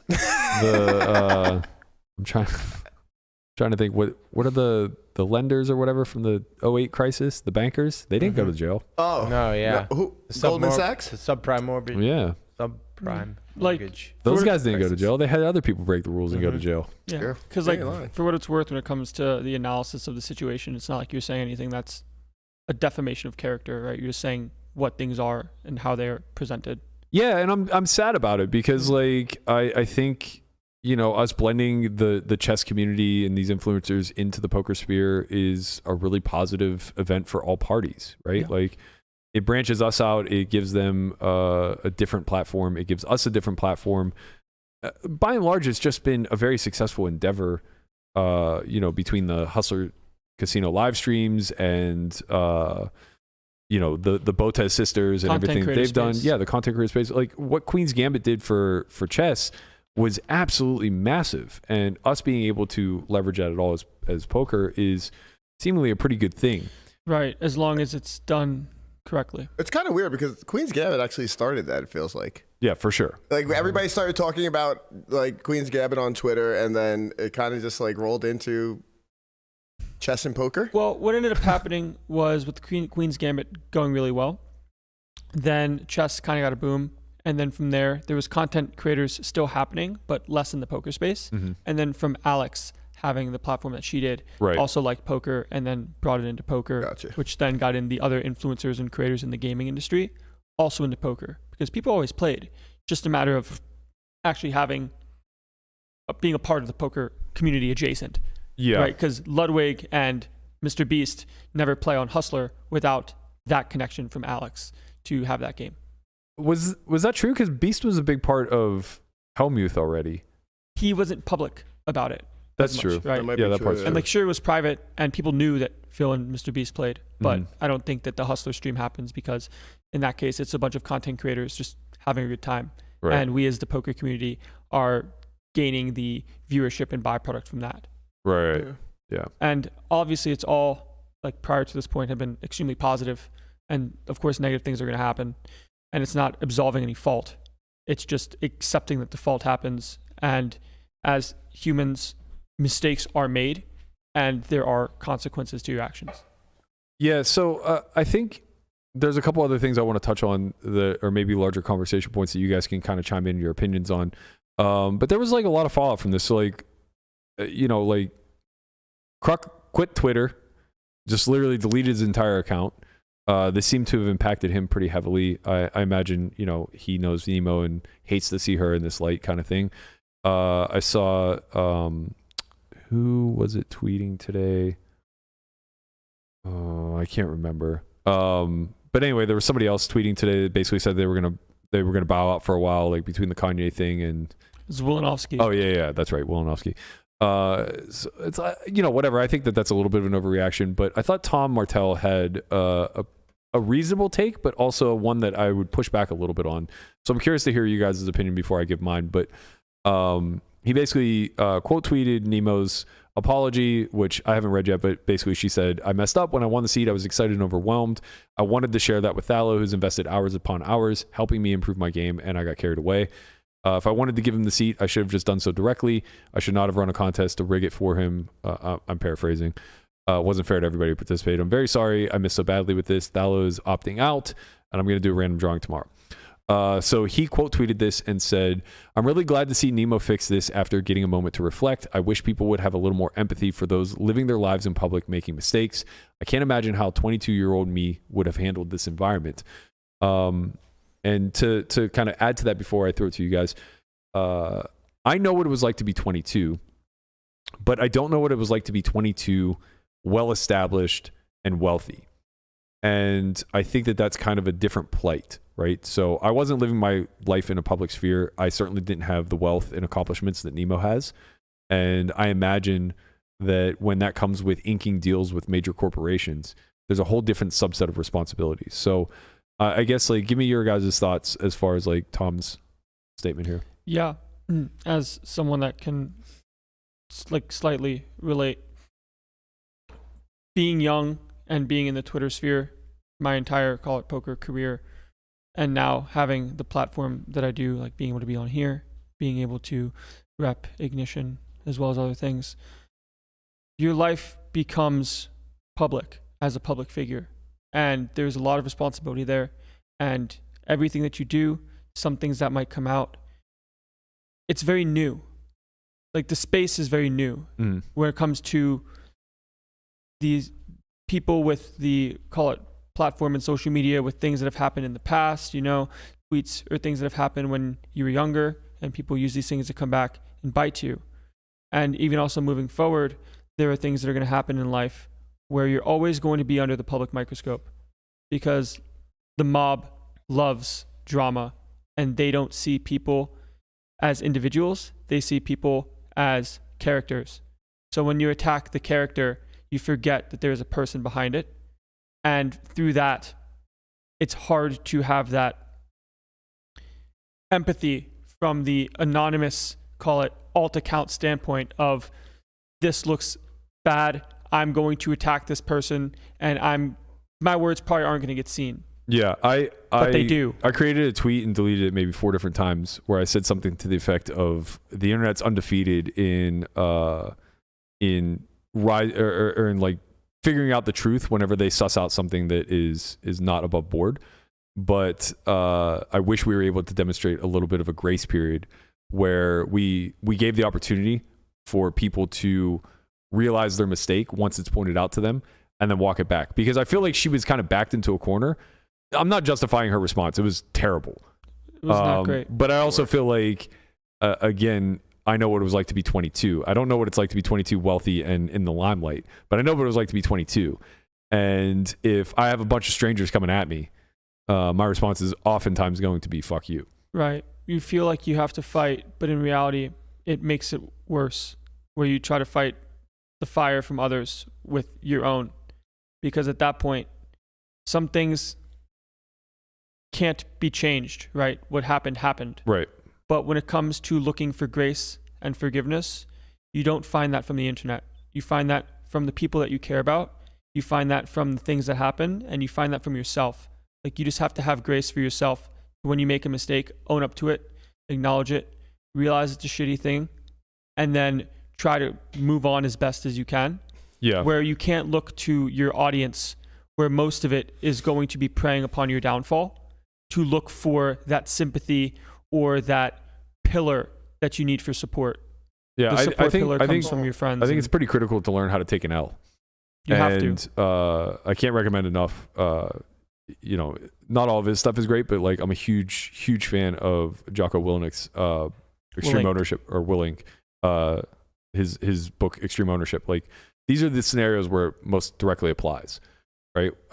It's easy to default to it wasn't my fault, or default to there's other extenuating circumstances that you guys don't understand, like you're making a mountain out of a molehill type of thing. But this is just a very easy situation to recognize the second that the tweets start rolling in. Oh, I'm about to take an L here, and I just need to do so by getting in front of it. Yeah. Get in front of it, say like, you guys are right, I fucked up, he's going to opt out, we're going to randomize the seat, I apologize for any confusion or mistakes that may have happened, right? Yeah. I actually don't really understand the tweet, because it says that he wished that people would have a little more empathy. Mm-hmm. But at what point? Like, At what point are we talking about this empathy? Like, this tweet was like, whatever. Immediately, there's responses from the mob. Yep. And like that, nothing changes unless those responses come. Correct. That part's true, and that's why I deleted my tweet so many times. Because where does the window come from? Like that's the thing. The Twitter mob, so to speak, the sleuths, the detectives out there. It's a system. It's systematic, and the system is built to suss out lies and rise the truth to the top. It's not built to be empathetic. Correct. The mob finds the answers. The messaging will never be as empathetic as you can expect. Right. They're going to find out why. They're going to attack you and use defamation of character, use a bunch of other things, maybe have some truths, and sometimes maybe not. You know? Yeah. I think his message is like, don't pile on, which I understand to a degree. Yeah. But also, I do think it's very worth pointing out, like, yeah, it's tough to be 22, period. It's even tougher to be 22 living your life in the spotlight. Totally can understand that. Yep. Even as a much older adult who's doing it now, like, it's not easy. But when you start taking money from corporations in order to represent yourself in a certain way, in order to represent brands in a certain way, in order to do a job, basically, you don't get that grace any longer. No, it's really bad. And like, that's, I guess, my little bit of pushback. It's like, yeah, I wish we could be a little bit more empathetic in these things too. But, you know, if we substitute Nemo for some arrogant 22-year-old kid, call him Landon Tice, I don't think that we have a lot of guys out there on the internet saying like, man, I wish we could just show Landon a little bit more empathy. Dude, I mean, it's not the same, right? But when I backed out of the Perkins stuff, there was a lot of mean, quote unquote, mean things that were said. Yeah. There were truths to it as well. You know, look, you have to see these things as an objective outsider, and you can't not necessarily take them personally, but see where the problem lies. Where it's very easy as the arrogant 22-year-old to say, oh, I didn't want to quit. X, Y, and Z happened. and now I'm in this spot. But at the end of the day, as a 22-year-old adult, I made the decision to have this happen. There were things that I could have controlled. And at the end of the day, it falls on me.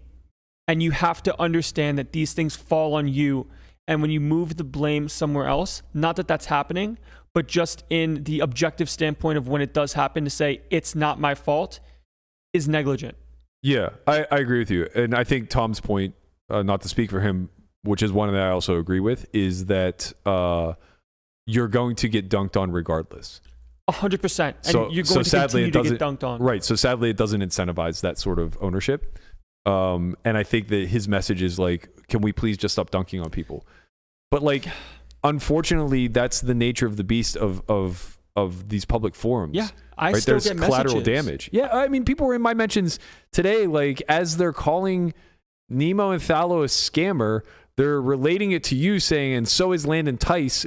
Are like Berkey won't even answer for the Perkins thing, and it's like, answer for what? Yeah. He did a challenge and lost. Yeah. Yeah. Everybody I was lost. paid. What are we talking about here? Where's the scam? Yeah. You know what I mean? Like, what the fuck is going on? This is nonsense. But that's the nature of the collective voice not really thinking, right? They just have a central brain. Go ahead, Conrad.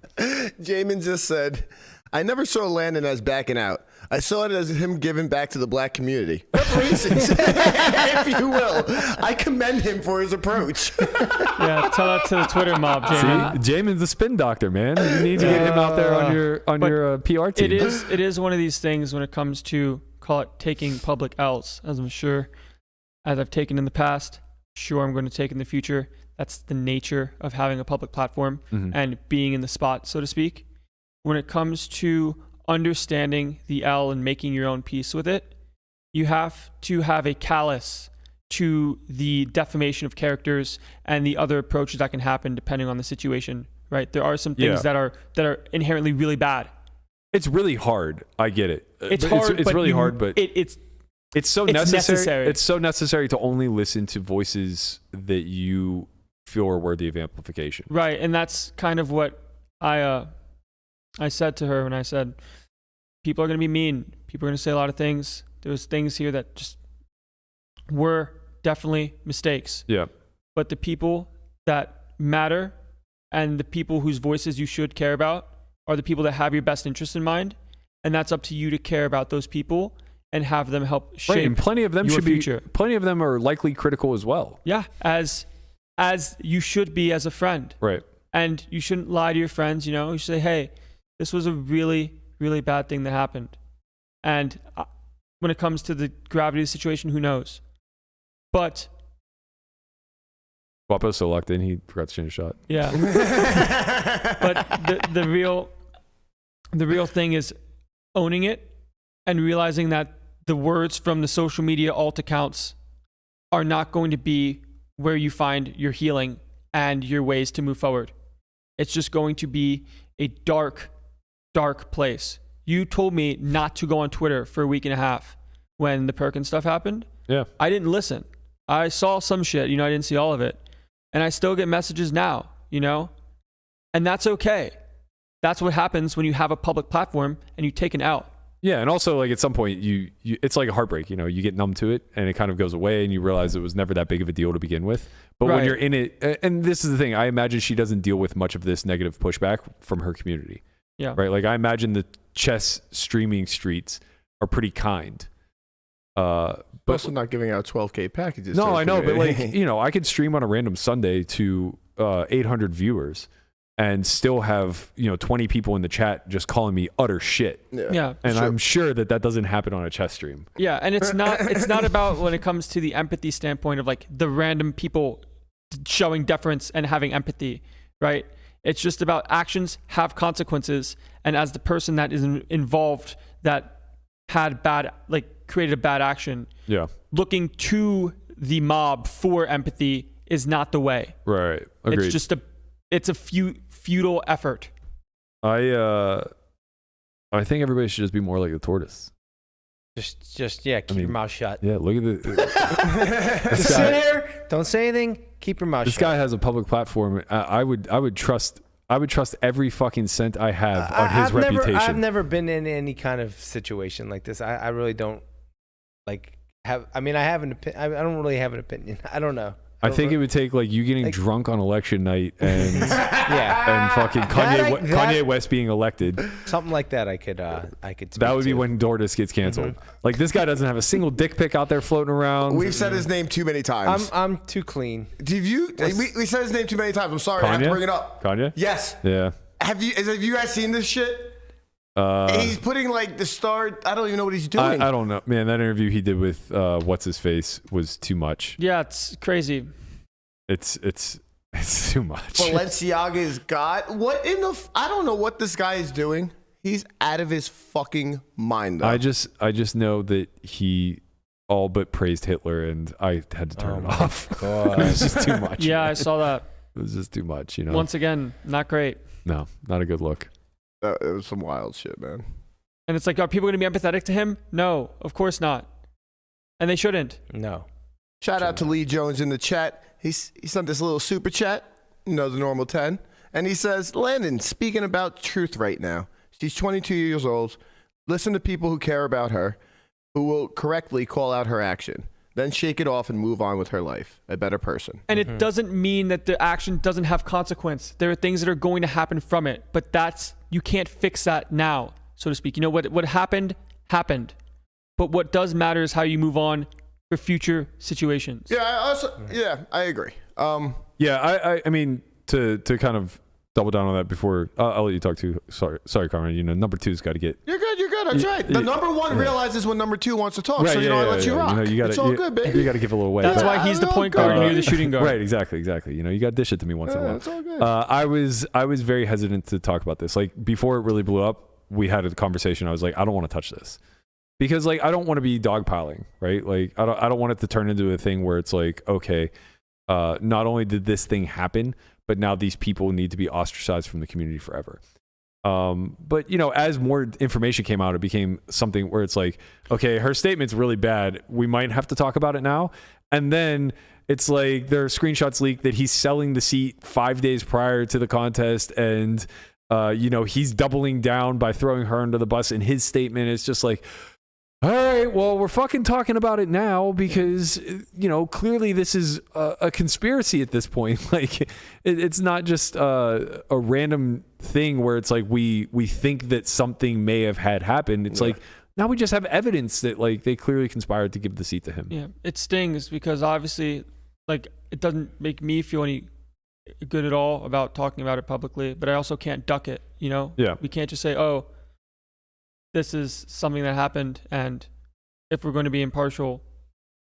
Well, we're not ever going to be impartial. Obviously, we have our biases, Right. but In I the understand sense what you're of, saying. I didn't want to duck this, even though I see her as a close friend to me. Sure. It sucks. Yeah. But you have to, Tough when You you're have to- close to the situation. you have to still show up. Yeah, I just want to go back to the empathy thing.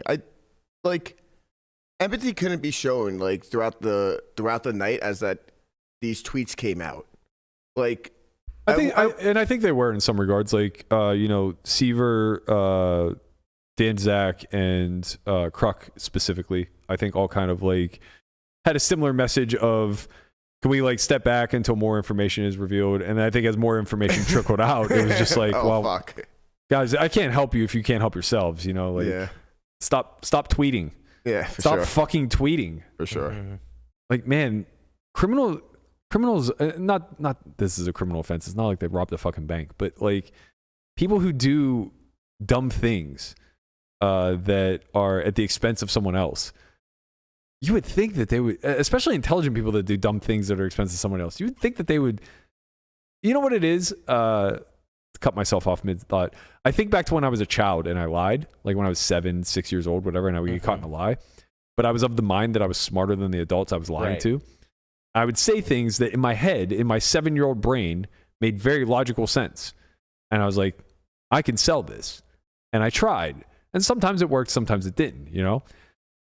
I think that in these situations, a similar thought process is going through. Like, the way Thallo messaged that response, it's some sort of thought process of like, I'm smarter than the people that I'm talking to.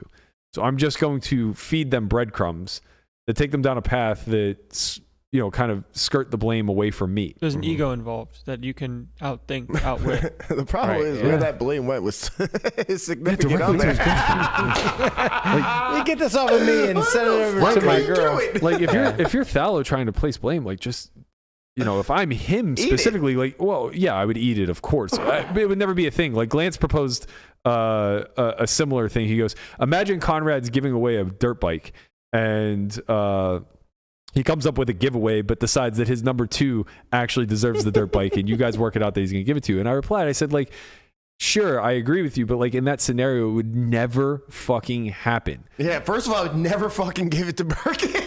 Sure. I think there's a difference. There's obviously a complete difference. If she just said, "Hey, when I won the seat, I'm going to give this to Thallo." But that's the point. Is that I think that initially that's what she wanted to do, and it sounds like it got poo-pooed. Yeah, she asked. It seems like, well, from Thallo's statement, Right. He says based that, off what Thallo said. he says that she asked WPT and it was poo-pooed. Right. Right. They agreed it was optically bad. Yes. Yeah. Yeah. So now, this is now it becomes way worse. so much. Optically. Well, yeah, but Well, now you created a scheme to try to figure this Right, out. it's- This it's- is the like, issue. what? yeah, at least make it. Well, the thing is, like, there is no scheme where this could work out because everybody knows that they're dating. Right. So like, there was just no skirting that. There was no way. Yeah. in our eyes. Once they Right. once they Logically. poo-pooed the idea of her just giving it to him, then he just can't get the seat. Right. He just can't get it. Yeah. Like, It's like, yeah, that's unfortunate. But you Yeah. know what? There are 20 other seats being given away. Like, find a way for him to maybe win one of right. those. Yeah. Like, I mean, there are whatever. Like, there are fair ways of going about things. But the thing I was trying to say when I responded to the glance is that would never happen because I'm not an idiot. If I recognize something optically looks bad, I wouldn't just say, Conrad, this optically looks bad, but you do you, bro. I'll take the 12K if you're going to give it to me. It's like, Right. I would say, Conrad, you're employed by this company. This optically looks bad. This might cost you 6 figures down the line. I don't really think it's worth that risk for me to play a tournament. Let's not do this. And then if you demanded and said, no, I have to give it to you because I feel like you're the benevolent leader and I need to reward my number 2. And this is my way of doing it. I would still say, thank you, but no thank you. Like, this is just bad for us. You can't see it, but I can. Please don't do I'm going to this. save you from yourself. Give away the seat randomly. I'm glad, neither one of us, you wouldn't accept it, I wouldn't give it to you. We're Yeah, right here. We're right that's here, why baby. That's why we're 1 and 2, baby. My little buddy over there, he might step up to the plate. Fucking hell. It's so unfortunate too because Christian's truly my little buddy. Yeah. He's the one. Let's not forget. Berkey really wants to say it to him every time he says it. Like, he's talking I Christian. mean it. I mean it from the heart when I say it to you. Like my Pat meant it when he said it to me. But when I say it to Christian, I mean it in the way that Conrad says it to me. Yeah. So condescending. Yeah. As condescending as possible. That's what I'm really thinking about right now. Yeah. It's being called little buddy. No, yeah, but the 6'5" That's- guy in the room is called Little Buddy. That's funny. That's Chin on the feels that forefront of my mind condescension. right now. Yeah. Hey, Chin brought it on himself. He doubled down so quick on this. Oh, I love this little thing. I love this little thing. It's like, oh, you do you? Yeah. You do. Yeah. Have you maybe ever been in my shadow? Is that right, little buddy? Oh man, honestly, it was just like a perfect fucking lock on the whole thing. Yeah, it really was great. It really just locked it all. I mean, he just left town immediately. Yeah, he's out of here. He's never coming back. Never coming back. R.I.P. But yeah, Final- WPT's been doing some fucking awesome shit, and it's kind of annoying. Like, This will fade very quickly. Yeah. I think. Yeah. I don't think. Or this I is hope good. anyway, This is not because going to be a big story. The bigger story of all this is this tournament is going to be fucking sick. Yes. this tournament's gonna be outrageous. It really is. It's going to be unbelievably sick. I'm I'm super pumped. I was looking at I don't even know what it's called. What's the WPT app that they have that you can play for like free? Club WPT. Club WPT. They're sending a bunch of fucking players too. Yeah. They've been playing free rolls again to these seats. Yeah, Lamana's dad been paying $15 a month out there fucking grinding Let's WPT. go. Let's I go. hope he is. Buying more play chips, trying to get that seat. What if he gets it and wins the whole thing? Maybe he could sell it on the run at once for him. Slight discount. Slight discount. Old man Tortoise don't want to play. I might not be able to play. I already have 2 other seats. Sorry. Just have an racking extra them one up. in the back pocket. Maybe he can run a contest and give it to me. Oh man, unbelievable. For the worst. Hell. Fucking hell. Any final thoughts you guys have? Go Steelers. Well, I mean, just like like quickly from the just like the sense of like what the impact is of the whole thing is obviously the story is going to die at some point, but the rep stain, so to speak, from the community will always be there. You know, like I don't know about that. You think it'll be there forever?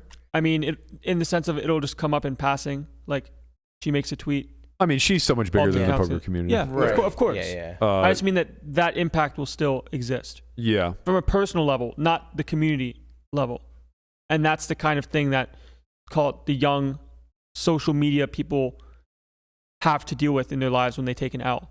And it's just a matter about going about being callous the correct way. Yeah, but you said like you do the right thing from here on out, and then that's what really shows your true character and who you are. Yeah. And it's easy to take one instance of seeing something and then make a snap judgment, as people do that all the time, where there's potentially more things going on and it doesn't absolve the action in itself. And that's fair. Yeah, and I think Completely. if you do the right things, the community is willing to forgive. Yeah. Bro, like at the end of the day, like let's be fucking clear Let's here, look okay? around. Let's be really fucking clear here. We got I'm a still a bitch out there running 12 accounts on fucking ACR right now. We got fucking we got dudes out here slinging it from the old school days that watch guys get shot at the table and they took the fucking wallet out of their pockets. Like this community is not exactly one that is gonna contradict itself whenever it comes to policing bad behavior. There may or may not be something else going on in the world. Who knows? Right, like at the end of the day, yes, this is a big deal today because it was found out. Yes, and also it was surprising. Like we expect, whatever, as unfortunate as it may be, when you are a good human, we expect more from you, right? The scumbags of the world, we just expect less. If we find out that I'm a steal a bitch is also, $1 million indebted to the community somehow and isn't planning on paying, are we going to be shocked? No, because our expectation's so fucking low, right? But if you find out that, like, I don't know, whatever, I don't want to start throwing names out because it's not true, but like, if you find out like the gods of the community that you look up to that are, by and large, very morally and ethically profound are suddenly like owing 7 figures and dead broke and, having no intentions of playing or like the SBF stuff is a good example, right? Like he was very profound in that community. He was very revered. And then suddenly they just find out that he's a $1 billion thief. Right. Yeah. Right. It's like that stuff is a lot harder to swallow. And it's because the floor for our expectations is so much higher than the floor is for the overall community. We know that there's bad behavior in this community. There just always will be because it's a zero-sum community where you are rewarded for being nefarious. And that's unfortunately a part of the game, right? It's one we'll continue to police hard, and there will be some collateral damage, like chess influencers who come in, make a misstep, and, are down bad for some period of time. But, like, she's not going to get fucking berated at the table. No. Like people are still going to welcome her with open arms. Like she's going to. They should. The grace and empathy that Tom is asking for will not happen in the moment. Comes now. It comes after the fact. Yeah, exactly. That's what I'm coming around to. Like he wasn't asking for it to come previously. Well, he was. That's the thing is I think people expect us as human beings to behave the same way on an internet forum as we would face to face in a one-on-one setting, and that's just not reality. Yeah. But in reality's sake, we're all going to see Nemo at the next WPT appearance, and we're all going to greet her and welcome her into the community with open arms because that's just the right thing to do in a human encounter where somebody fucked up, but it didn't really impact the greater community as a whole, right? It impacted 9 other individuals, and they're going to be compensated for it. A right or a wrong was righted. So we move past. Yeah. But we also talk about it because we want to prevent this shit. Right, and we want to be able to suss out these poor behaviors in the future. Yeah, for sure. Do we know if WPT stepped in for that? They did. Well, at least to my understanding, they did. They're redistributing the seat. I don't know if that was on Nemo's own accord or if they played a mitigating role, but from the sounds of things, Thallo was never getting the seat. Okay, and that's obviously just correct. Yeah. What are you gonna do? What are you gonna do? But yeah, we're a young community. We're gonna live and learn. We're gonna have growing pains. Like shit like this is gonna happen. Where there are not rules, we will find ways to gain EV. That's the job. Well, that's because successful people are the ones who break the rules. What if there are no rules? Wild Wild West. Wild Wild West. That's it for me, man. On that note, I'm tapped out on this one. Conrad, wrap the show. On that note, we're out of this motherfucker. We got his birthday party this weekend. Yes. We're going to some shit at Poker Go tonight, I think. Oh yeah, 6 to 9. 6 to 9. That's what we're doing. Nice. This is what we do, baby. We're doing shit. We're all gonna watch the Jets whoop some Vikings ass this weekend. Let's go. On that note, we're out. Peace. Steelers, baby.